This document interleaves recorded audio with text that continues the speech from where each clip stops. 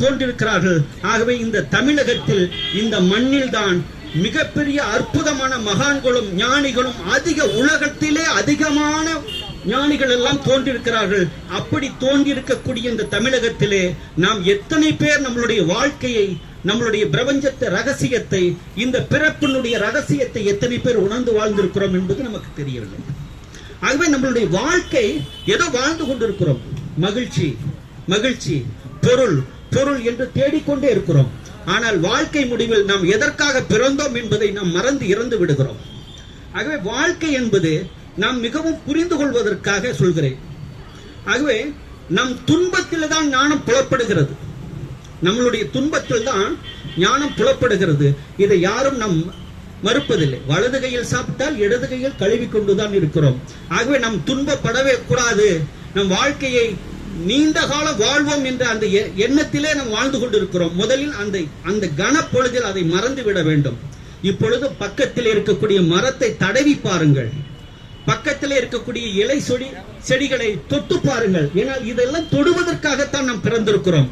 இந்த இயற்கை தன்னை தானே ரசித்து ருசித்து அனுபவித்துக் கொள்வதற்காகவே இந்த இறைவெளி தன்மாற்றம் அடைந்து பேரறிவாக, பேராற்றலாக, பேர் இயக்கமாக இயங்கிக் கொண்டிருப்பதால் தான் நம்மளுடைய உயிராக, உடலாக, மனமாக, அறிவாக இயங்கிக் கொண்டிருக்கிறது. இதை நாம் உணர வேண்டும். நமக்கு உயிர் எப்படி இயங்கிக் கொண்டிருக்கிறது, நமக்கு அறிவு எப்படி இயங்கிக் கொண்டிருக்கிறது, நம்மளுடைய மனம் எப்படி இயங்கிக் கொண்டிருக்கிறது, நம்மளுடைய உடல் எப்படி இயங்கிக் கொண்டிருக்கிறது. நாம் தூங்கிக் கொண்டிருக்கிறோம், ஆனால் உடல் இயங்கிக் கொண்டிருக்கிறது. நாம் தூங்கிக் கொண்டிருக்கிறோம், ஆனால் உடல் இயங்கிக் கொண்டிருக்கிறது. ஒவ்வொரு உறுப்புகளும் இயக்கத்தை கவனித்து பாருங்கள். இருதயம் ஒரு வகையில் இயங்குகிறது, சிறுநீரகம் மறுவகையில் இயங்குகிறது. ஒவ்வொரு உறுப்புகளும் ஒவ்வொரு விதமாக இயங்கிக் கொண்டிருக்கிறது.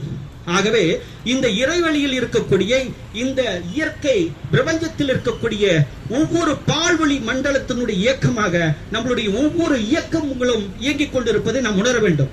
நாம் ஒவ்வொரு மனிதனும் ஒரு குட்டி பிரபஞ்சம்.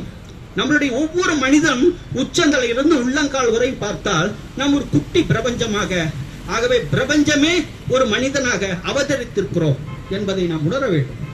ஆகவே நாம் இறுதியாக ஒரு கருத்து கவிதைகளை பாடிவிட்டு நிறைவு செய்யலாம் என்று நினைக்கிறேன். படைத்தவனும் படைப்புகளும் ஒன்றுதான், படைத்தவனும் படைப்புகளும் ஒன்றுதான், பகுத்தறிவால் உணர்ந்து பாரும் மனிதனே, கொடுப்பவனும் எடுப்பவனும் ஒன்றுதான், கொடுப்பவனும் எடுப்பவனும்